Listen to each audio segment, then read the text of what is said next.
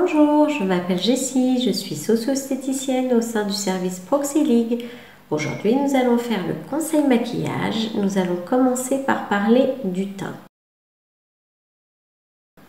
Donc, tout d'abord, il va falloir passer une petite brume pour tonifier votre peau. Comme ça va déjà permettre d'avoir une légère hydratation. Puis nous allons mettre la crème hydratante.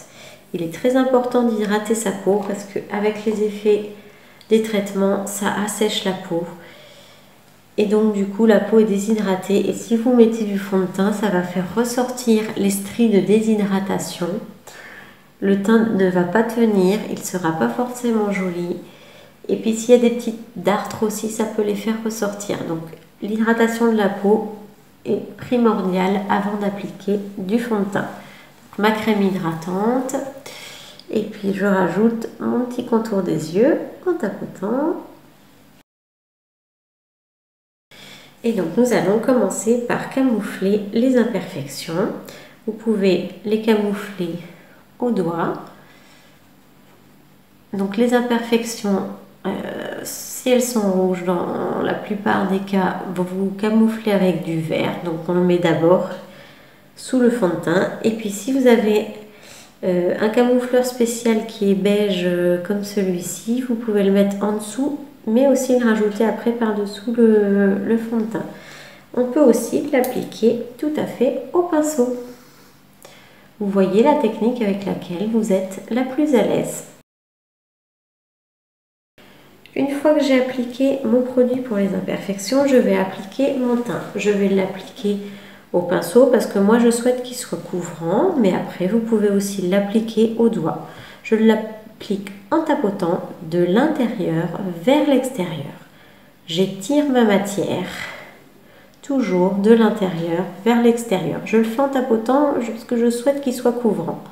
Mais après, vous pouvez très bien aussi lisser si vous souhaitez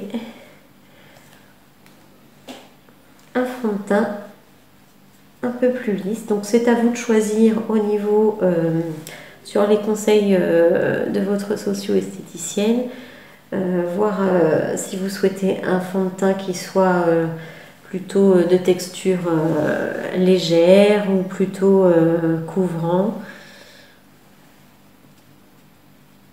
Donc je le mets toujours de l'intérieur vers l'extérieur. Il ne faudra pas donc oublier les ailes du nez. Donc bien l'arête du nez, les yeux.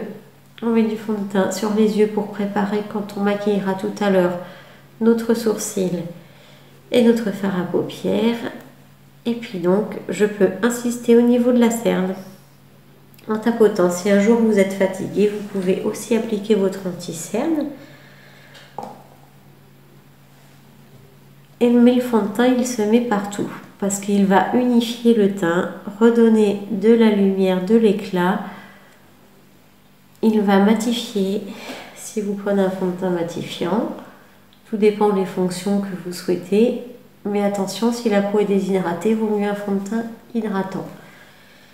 Et toujours votre crème, hein, ne l'oubliez jamais. Il faudra bien se démaquiller le soir. Et puis, vous étirez la matière dans le cou. Vous n'en rajoutez pas, vous l'étirez. Au niveau des oreilles, dans la racine des cheveux. Donc, adaptez bien votre fond de teint, votre carnation de peau. C'est très important. Et puis après, nous terminons avec une poudre libre ou alors une poudre compacte qu'on peut utiliser des fois quand on ne veut pas mettre de fond de teint. On peut utiliser une poudre compacte.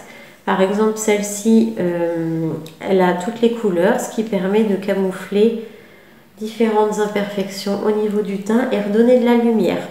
Vous pouvez utiliser plus le côté foncé si vous voulez plutôt assombrir certaines zones, et si vous voulez redonner de l'éclat, de la couleur, vous utilisez les couleurs les plus claires. Si vous voulez camoufler les rougeurs, on va aller sur le vert. Le violet, il va redonner de l'éclat au niveau du teint pour les teints ternes. Et mon petit jaune, il va aussi camoufler le jaune orangé au niveau de la cerne, tout ce qui est violacé, les cernes, les télangiectasies. Merci de m'avoir écouté pour le teint. Nous allons passer à la seconde étape, les sourcils.